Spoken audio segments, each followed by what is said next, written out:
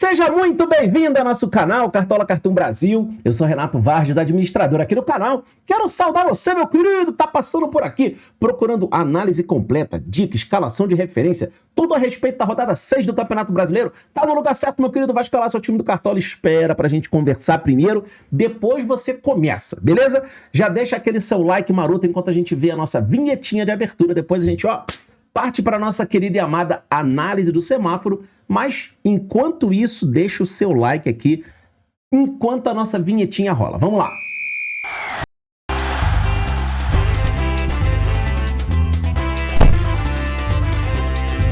Nessa rodada eu só quero mitar. Vamos lá, galera, para nossa querida e amada análise do semáforo da rodada número 6, aquele primeiro passo que a gente dá ali na rodada para poder começar a escalar um time forte, aquele time competitivo, consistente, que você sabe que vai chegar no final do ano disputando as suas ligas lá no topo, beleza? Então vamos lá. Lembrando, nós estamos aqui nos preparando para uma rodada que vem depois de uma semana onde muitos times tem compromissos importantes e lógico que isso pesa na hora da gente analisar com que jogadores os times vão a campo, se vai haver ali algum time que vai poupar jogadores, o foco do time, mas como a gente não tem ainda tanta certeza de como vão ser as escalações dos times, a gente se baseia naquilo que os times têm de melhor e logicamente chegar ali no final da semana a gente vai afinando um pouco mais as nossas escolhas, tá certo? Então, o objetivo da análise do semáforo é ser aquele primeiro passo na vida nossa aqui da semana, né? A vida corriqueira da escalação, de nós apontarmos os favoritos, vermos os times que têm tendência de segurar SG, fazer mais gols na rodada, para dentro dessa análise você ver quais os jogadores podem tirar maior proveito disso, para a partir daí a gente montando os nossos times. Então, esse é o passo a passo de quem quer ser competitivo. E aqui a gente começa falando de um jogo que não deixa de ser um clássico, porém, a gente tem aqui dois times que vivem momentos bastante distintos. Por mais que o Internacional não venha numa grande sequência de resultados, a gente vê o time do Internacional muito consistente, muito organizado, muito bem treinado, um time que sabe o que faz com a bola, que teve um confronto essa semana, né, contra o Nacional, que teve ali que fazer uma reviravolta enorme dentro do jogo e mostrou força para isso. Saiu de um 3-0 para um 3-3, enquanto que a gente tem um time do Juventude que vem numa fase terrível, né, principalmente ali fora de casa. Se a gente analisa, né, o time do Juventude, mostrar aqui para vocês, né, que o time do Juventude vem num momento muito ruim. Então, se vocês notam aqui, junto comigo, a gente tem um Internacional que vem de dois resultados ruins dentro de casa, né, um revés ali contra o Palmeiras, e esse resultado contra o Internacional, contra o Nacional, que eu citei para vocês, que foi um 3-3. Antes disso, o Internacional vinha numa fase muito boa, tá? Só que o time do Juventude, se vocês notarem, foram 4 derrotas seguidas fora de casa, tá bem? E, logicamente, isso aqui mostra como o time do Juventude anda frágil fora de casa. Sendo que desses 4 jogos, o único jogo que o time não tomou mais de um gol foi aqui pela Copa do Brasil.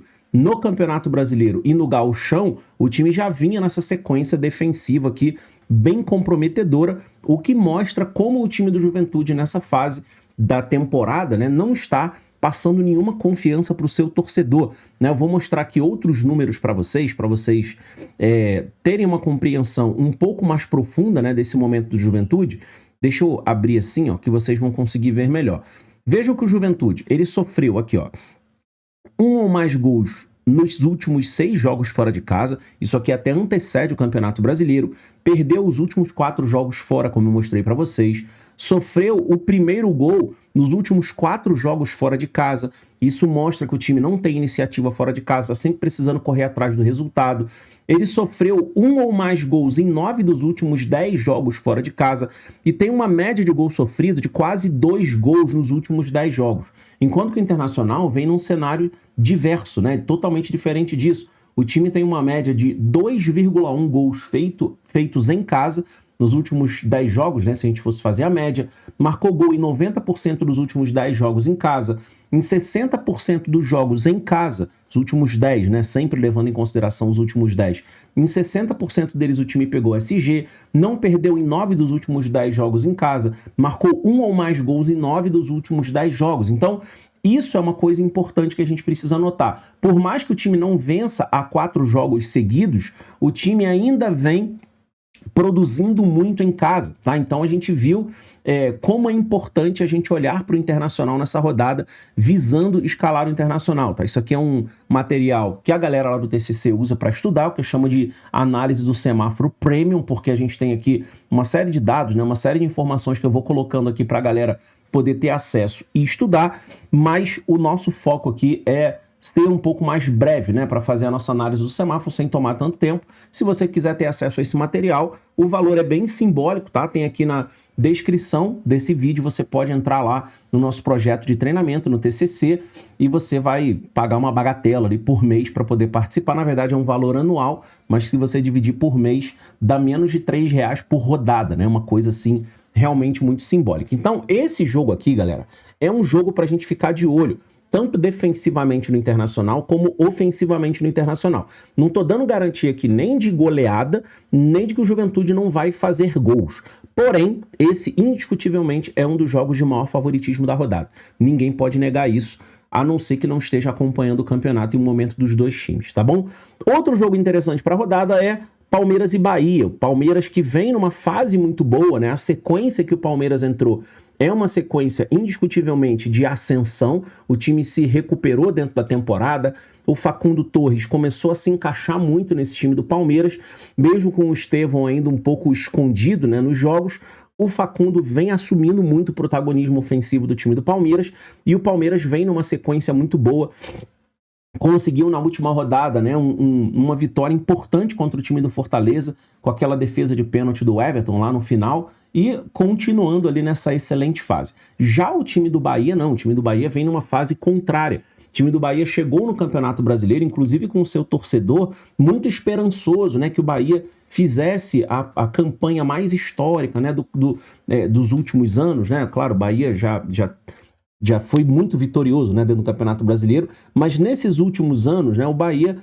fica oscilando, né, entre campeonatos ruins e campeonatos melhores, e esse ano o Bahia tinha tudo para entregar para o seu torcedor um ano muito exitoso. Porém, a gente vê o Bahia tendo uma certa dificuldade de manter o equilíbrio nas suas atuações, uma vez que o time divide uma série de campeonatos, né? Então, com isso, o time acaba não rendendo tanto dentro do Campeonato Brasileiro, e isso tem sido flagrante, né? O time do Bahia é um time que tem elenco, tem qualidade, tem jogadores capazes de fazer desse time um time vencedor, tem um bom comandante, né, o Rogério Ceni, só que o time do Bahia está pecando naquilo que é mais sagrado no futebol, a hora de você converter oportunidades em gol. E ali o Bahia tem um ícone disso no futebol brasileiro, que é o Ademir. Né? Quem me acompanha aqui há muitos anos sabe, né, a minha opinião sobre o Ademir. Né? Para mim, o Ademir ele teria tudo para ser um dos melhores atacantes do Brasil se ele soubesse finalizar. Já desde o tempo do Galo eu dizia isso, né? O Ademir não sabe finalizar, então é um time que produz, só que muitas vezes essas chances caem no pé do Ademir, que não sabe finalizar. Infelizmente, ele é péssimo finalizador. Nem sempre o Bahia tem o Lúcio em campo, o Eric Pulga em campo, que são jogadores que finalizam um pouco melhor, mas o Rogério Ceni se vê obrigado a revezar o elenco. Com isso, o Bahia muitas vezes convence, mas não vence. Tá bom? No último confronto em casa venceu, mas quem viu o jogo viu que o Bahia venceu na Bacia das Almas, né? Aquele gol lá no finalzinho, um gol de um pênalti que inclusive foi muito questionado, né? O Everton Ribeiro foi lá e bateu. Bahia não fez um mau jogo, mas também não fez um jogo acachapante, exemplar, um jogo assim de almanaque, que colocou o Ceará na roda e venceu. Não foi. Inclusive o Bahia poderia ter tomado gol em várias ocasiões do jogo, e agora sai para enfrentar o Palmeiras dentro do Allianz, e certamente aqui o Palmeiras é favorito, e é um time que eu particularmente vou ficar de olho. Só tomem cuidado, galera, nessa rodada, a gente está aqui projetando favoritismos, mas nós não podemos esquecer que os favoritos, talvez com exceção ali do Internacional, enfrentam adversários que têm um poderio ofensivo considerável, tá? Bahia tem um poderio ofensivo considerável, O Corinthians, que eu vou falar agora, tem. O Juventude em si não é um time que peca tanto ofensivamente, o problema do Juventude é mais defensivo, apesar de todos aqui que eu tô falando ser o pior ofensivamente, tá? Enfim, a gente vai caminhando aqui, eu vou citando os outros. Flamengo e Corinthians, aqui não tem também como a gente descer o nível desse jogo a um jogo comum, tá? Bahia não. Flamengo e Corinthians é um clássico nacional, o jogo que reúne as duas maiores torcidas do Brasil. Com isso, todos os meios de transmissão, a mídia, TV e etc., tem assim um interesse muito grande por esse jogo, porque é um jogo muito visado, todo mundo está de olho nesse jogo, a audiência é lá em cima e etc. E além disso, a Rede Globo vai fazer 60 anos, e esse jogo vai ser ali uma espécie de jogo comemorativo, né, desses 60 anos da Rede Globo. Então tem tudo ainda mais para ser um jogo de visibilidade, um jogo com quê de festividade, não entre os times, né, mas de um dos principais meios de comunicação que envolvem dinheiro dentro do futebol, né, pelos direitos de transmissão, e aqui, logicamente, isso traz para o jogo um quê de festividade. Por que eu estou tocando nesse ponto? Porque apesar de eu ver o Flamengo bastante favorito contra o time do Corinthians é um time que ainda peca muito defensivamente, não é um time que deixa tanto a desejar ofensivamente. O time do Corinthians, né, desde a era Ramon, agora passando pelas mãos do Orlando Ribeiro, não vai ter como mudar isso de um jogo para o outro. A gente sabe que o Corinthians continua tendo uma virulência ofensiva muito grande. Um time que tem Yuri Alberto, Memphis Depay, quando voltar, né, o Garro, um time que tem Romero, não pode se dizer que é um time fraco ofensivamente, impossível. A pessoa que diz isso, ela não tem a menor noção do que está dizendo. Só que defensivamente, o time do Flamengo é um time muito organizado, o time do Flamengo é um time muito conciso defensivamente e é um dos times que menos cede oportunidade de gols para os adversários. Por isso que o SG do Flamengo é sempre um SG a se considerar na rodada, mas não acho que seja um jogo fácil. Então aqui, os meus olhares se voltam muito mais para o Flamengo ofensivamente do que defensivamente. Mas nós temos jogadores interessantes defensivamente do Flamengo no sentido de escalação, justamente no caso do Wesley, né, pela sua participação ofensiva, não necessariamente por conta de um SG que ele pode pegar. Então esse é um jogo sim que eu tenho interesse na rodada. Outro jogo que eu tenho bastante interesse é Cruzeiro e Vasco, tá? Lembrando, esse jogo não é no Mineirão, tá? Esse jogo vai ser no Parque do Sabiá, então isso interfere. Professor, como assim interfere? É lógico que interfere. Se um time está habituado a jogar num estádio, num gramado, numa atmosfera, com todo o mapeamento do campo na cabeça dos jogadores e etc., se você muda de atmosfera, você muda de campo, você muda de gramado, você muda as referências que você tem, e todo jogador, quem já jogou bola que sabe disso, né? Você que joga bola aí no campo do seu condomínio, pelo menos eu era assim. Pô, o campo do meu condomínio que eu jogava bola, sei lá, 5, 6 vezes por semana, horas por dia, porra, eu sabia que a árvore que estava aqui do lado direito, a distância que eu estava da árvore, eu sabia exatamente todos os pontos de referência do campo, que eu estava para a linha de fundo. Pô, tu sabe, cara, não adianta, tu joga ali toda hora, irmão. Se você vê lá as entrevistas do Zico falando do Maracanã, ele dizia exatamente isso. Às vezes o repórter que estava ali naquele mesmo local de sempre, ele sabia que aquele repórter era uma referência para ele em relação ao posicionamento, porque o cara tá ali, tá tudo mapeado no cérebro do cara. E aqui o Cruzeiro vai sair do Mineirão. Isso aqui é importante. Isso tira o favoritismo do Cruzeiro? De forma alguma.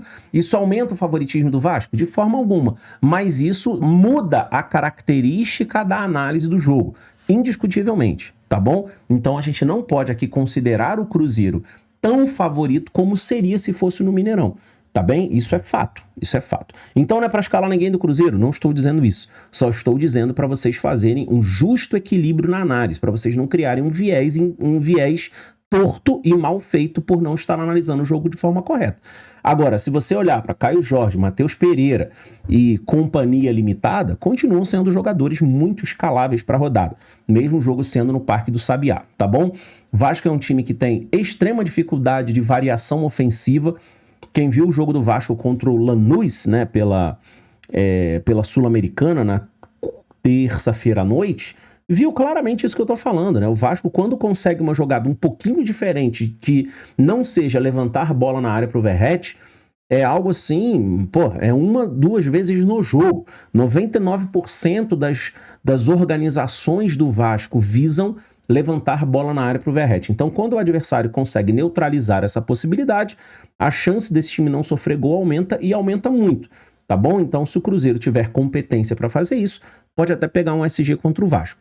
A grande questão é que o time do Vasco, apesar de ser um time ainda vulnerável defensivamente, nas mãos do Carille, o time evoluiu, tá? A gente tem que reconhecer que o time do Vasco evoluiu. Ainda tem alguns jogos com um pouco de preguiça defensiva, em que os jogadores ainda fazem aquilo que a gente chama de marcar fofo, né? O time do Vasco muitas vezes marca a distância, não é tão combativo, com exceção do PH e do Hugo Moura, mas muitas vezes o time do Vasco marca um pouco a distância, deixa o adversário tocar a bola, e se o Vasco fizer isso contra o Caio Jorge, contra o Matheus Pereira, provavelmente vai ser castigado. Por isso que eu vejo ali dois jogadores com muito potencial para a rodada, tá bem?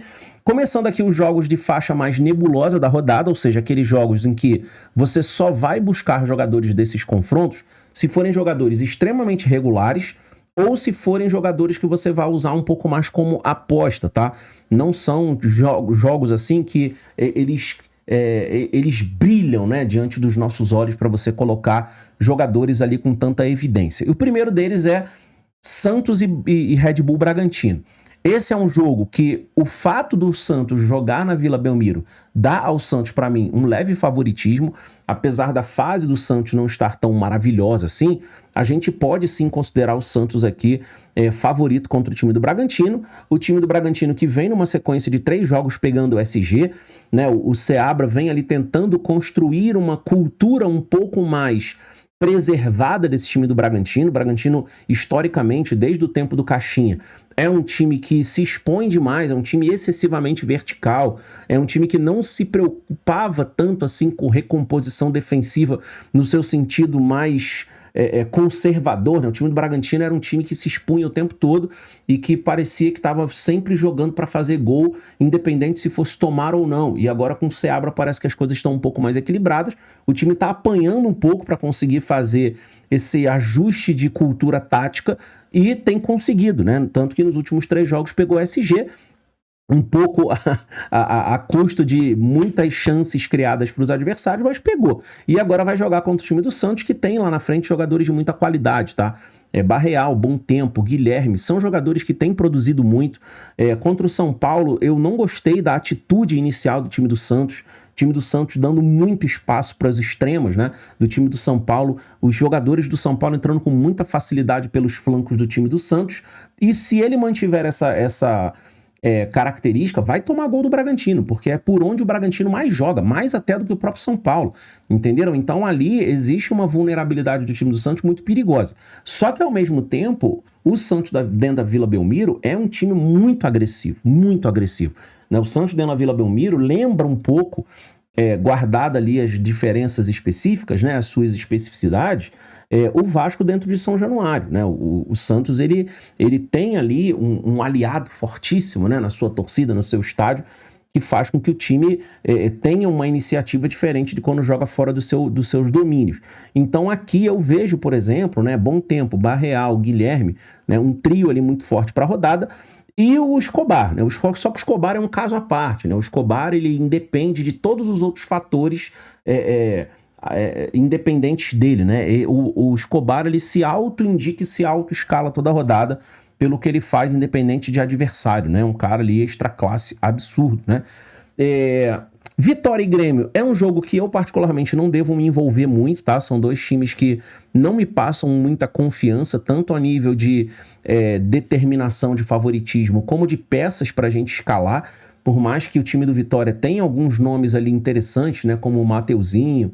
Eu não tenho tanta confiança assim nesse time do Vitória, até porque o time tá entrando numa fase zicada, né? De ficar ali na parte baixa da tabela, tem jogos que o time nos surpreende, como foi aquele empate fora de casa contra o Fluminense, um empate com o Galo, só que ao mesmo tempo o time se expõe muito defensivamente, enfim, me parece um time desequilibrado. E aí, cara, numa rodada como essa, que você tem Flamengo favorito, Palmeiras favorito, Inter favorito, colocar jogadores do Vitória no time é um pouco de forçação. muito mais o Grêmio, tá? Que é um time que vai entrar num processo de reconstrução depois da saída do Quinteiros, então ali a nebulosidade é ainda maior, tanto de análise como de projeção, tá? Então a gente não sabe, né? Projetar um Grêmio, como é que vai ser esse Grêmio contra o Vitória? Né? Será que vai ser um time que vai tentar se manter um pouco mais resguardado defensivamente para conseguir êxito ali de jogar por uma bola? Será que vai ser um Grêmio que vai se expor mais? A gente não tem como saber. Não tendo como saber, eu prefiro evitar, tá bom? Mirassol e Galo. Mirassol, time que até agora não cedeu SG para ninguém. É um time que é animadíssimo, né, ofensivamente. É um time que não abre mão de atacar. É um time que eu tenho sempre comparado com o Criciúma do ano passado, tá? Guardadas as devidas proporções. Não é uma comparação pejorativa indicando que é um time que vai cair. Eu não tô falando disso, tá? Eu tô falando que, quem se recorda, né, das análises que eu fazia no ano passado do Criciúma, todo mundo me via dizer, né, o Criciúma é um time que não veio para o campeonato para ser aquele time medíocre que fica se retrancando para tentar empatar jogo ou ganhar de 1-0. O Criciúma ele vai para trocação, sabendo que ele tem fragilidades defensivas, mas ele sabe que se ele fizer 1 ou 2 gols no jogo, ele vai dar trabalho. E o Mirassol parte um pouco do mesmo princípio. A grande questão é que o Mirassol está tendo muito êxito ofensivo, está conseguindo fazer os seus gols, mesmo se defendendo mal, né? O Mirassol tem uma linha de defesa que é bastante limitada, né? em posicionamento, o time tem uma certa dificuldade de organização ali, de marcação, quando o time adversário começa a circular a bola. Claramente, assim, os flancos do time ficam muito abertos, mas ainda assim o time tem conseguido resultados assim, aceitáveis dentro do campeonato. E vai jogar contra um time do Galo que vem ali meio barro, meio tijolo dentro do campeonato. O time do Galo não consegue acontecer. A gente vive tentando confiar no Galo, mas o Galo não tá entregando o suficiente, tá bom? Então esse é um jogo também que eu particularmente não vou me envolver, mas não vejo nenhum problema de vocês buscarem apostas nesse jogo, tá? Tanto por parte do Galo como por parte do Mirassol. Principalmente por parte do Galo, né, que a gente tem um pouco mais de confiança nos jogadores, né, como o Scarpa, como o Coelho, como o Hulk, como o Rony, nenhum problema. Lembrando que são jogadores aposta, tá? São jogadores ali bem fora do padrão para a rodada. Ceará e São Paulo. Ceará que é um time que está 100% em casa, assim como o Cruzeiro, e o São Paulo que vem fazendo um campeonato um pouco irregular ainda, né, ainda não se estabilizou dentro do campeonato. E, logicamente, aqui eu vou dar, né, um certo favoritismo para o Ceará, muito pelo fator casa, também pelo desempenho do Ceará dentro do campeonato, tanto dentro quanto fora de casa, mas principalmente em casa, em que o time tem 100% de aproveitamento, e a gente tem ali uma figura muito simbólica desse momento do Ceará, que é o Pedro Raul. Né, o Pedro Raul ele vem correspondendo muito dentro de campo. Mesmo quando ele não faz gol, como aconteceu na rodada passada, ele é muito participativo, então ele acaba somando pontuação. Fez 5,6 na rodada passada, mesmo sem fazer gols, mesmo sem participar de gols. Então é um jogador muito parecido com o Guilherme, né, do time do Santos. Entrega muita pontuação. O Igor Jesus do Botafogo também é muito parecido, né, nesse sentido. É um jogador que está sempre entregando ponto e quando ele participa de gol, ele estoura, né, vai para 13 pontos, 14 pontos. Então tem essa característica também. Nesses últimos 2 jogos, galera, aqui da rodada, deixa eu ajeitar meu microfone aqui que ele caiu. Os 2 últimos jogos da rodada eu vou passar um pouco mais por cima, não são jogos que eu provavelmente vou me envolver, mas farei uma pequena análise aqui para situar vocês, tá? O Sport Recife, lanterna do campeonato, enfrenta o Fortaleza, que vem de uma derrota em casa para o Palmeiras. Eu tenho analisado bem com vocês aqui o time do Fortaleza toda a rodada, né, e dizendo para vocês que é um time que não se encontrou dentro do Campeonato Brasileiro ainda. Apesar da longevidade do Vojvoda, apesar dele ser um treinador que tem o time na mão, que tem um elenco razoável, cara, o time do Fortaleza não consegue acontecer, o time não consegue se encaixar, o time não consegue ter ali um padrão de jogo que faça com que as vitórias aconteçam, que os jogos fluam. O time do Fortaleza não consegue. Não consegue. Só que vai enfrentar um time do Sport que joga em casa muito necessitado da vitória. E um time do Sport muito necessitado da vitória vai acabar tendo que fazer um jogo parecido com o que fez contra o Bragantino, em que inclusive saiu derrotado sem conseguir fazer gols, que é o quê? o time do Vitória vai ter que ir pra cima. O do Vitória não, do Sport vai ter que ir pra cima. Perdão se eu troquei o nome, tá? E sabe que em casa é o lugar em que ele tem que somar ponto. Então, se o Fortaleza souber se valer disso para construir ali um resultado positivo, vai saber, porque o Sport, tô cismando de falar a Vitória, né? O Sport, quando precisa sair para cima, ele se expõe de um jeito que os adversários encontram brecha para contra-atacar.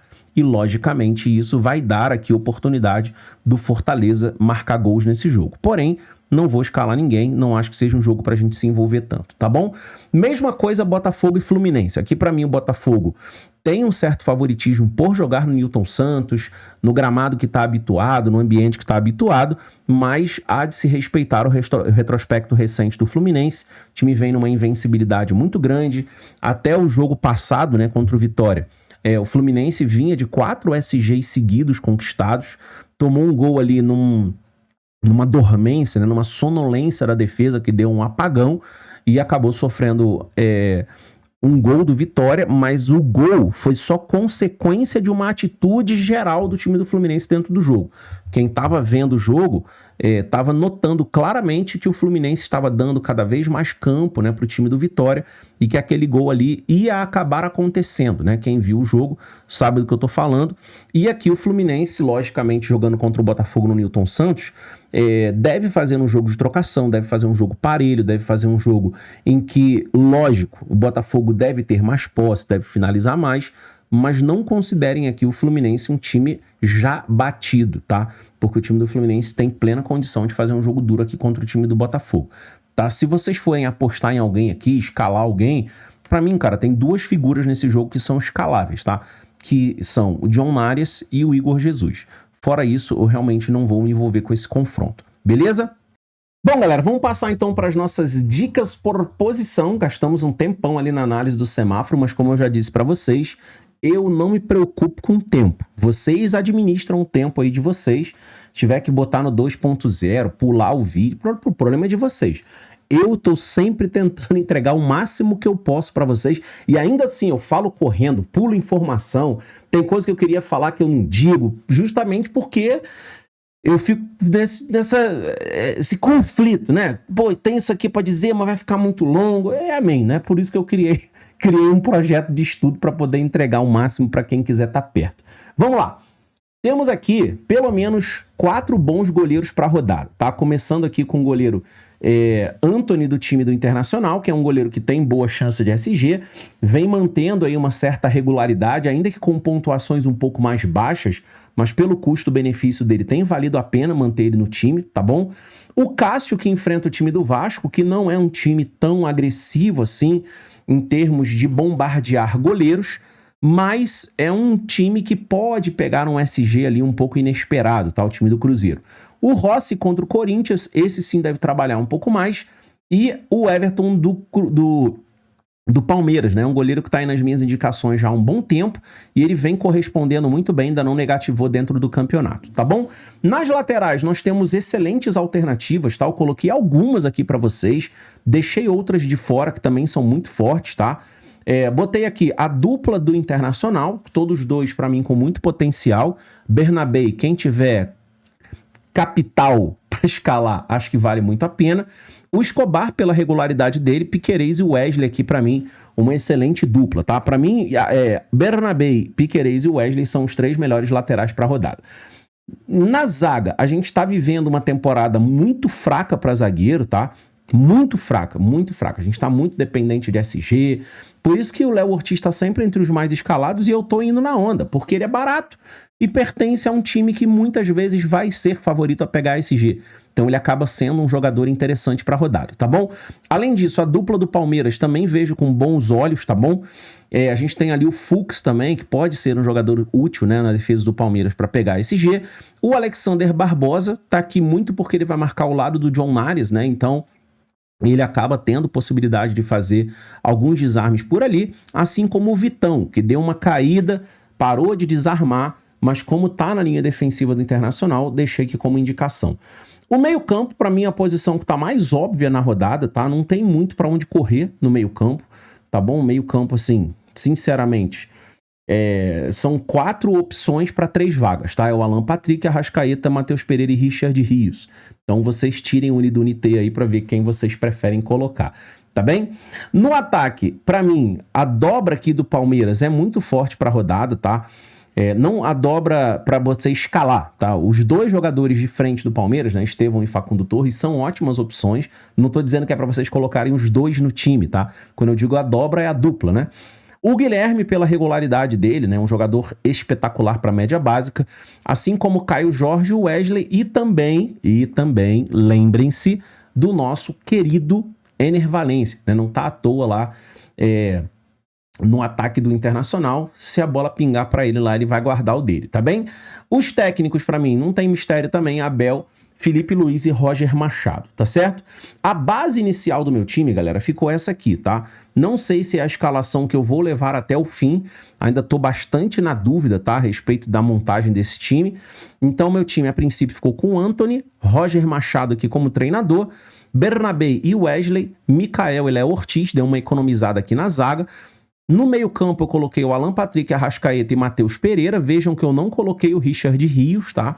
Aqui foi uma opção minha, porque são 3 vagas, né? Então vou ter que colocar um. Talvez eu coloque o Richard Rios no banco de luxo, né? Na reserva de luxo. Dá pra colocar. E aí, se um dos 3 aqui for muito mal, ele substitui. E no ataque eu fiz a opção pelo Facundo, que tá um momento melhor que o do Estevão, Caio Jorge e o Wesley, tá bom? Então essa foi a minha escolha aqui. A minha grande dúvida aqui do meio pra frente é quem eu vou colocar no banco, quem vai ser minha reserva de luxo, tá? Isso aí é o que eu ainda vou quebrar um pouco a cabeça. Já tenho um pouco da ideia do que eu vou fazer, mas ainda tô amadurecendo um pouco mais, tá? Isso aí a gente vai ver um pouco mais pra frente, beleza? O meu capitão, cara, eu esqueci de colocar aqui, vai ser o Wesley, tá? Por enquanto, meu capitão vai ser o Wesley. Ainda tô um pouco na dúvida, tá? Entre ele, o Alan Patrick, ainda tô um pouco, assim, meditativo em relação ao capitão, mas a minha ideia, a princípio, pra rodada é essa. Quando é que eu vou definir um pouco melhor esse time? Na minha live de sexta-feira. Lembrando que os times ainda jogam, né? Libertadores, ainda tem confrontos esse meio de semana por outras competições, e isso pode tornar ali a rodada um pouco mais nebulosa. Por isso eu vou esperar um pouco mais para tomar algumas decisões, mas espero vocês na nossa live de sexta-feira para a gente ver tudo isso juntos, beleza? Se você quiser fazer parte do nosso projeto do TCC, o link está aqui na descrição. O acesso é automático, né? Assim que você fizer a adesão, você já entra direto nos grupos, já tem acesso a tudo, beleza? Toca aqui, fiquem todos na santa paz de Deus e vamos para cima.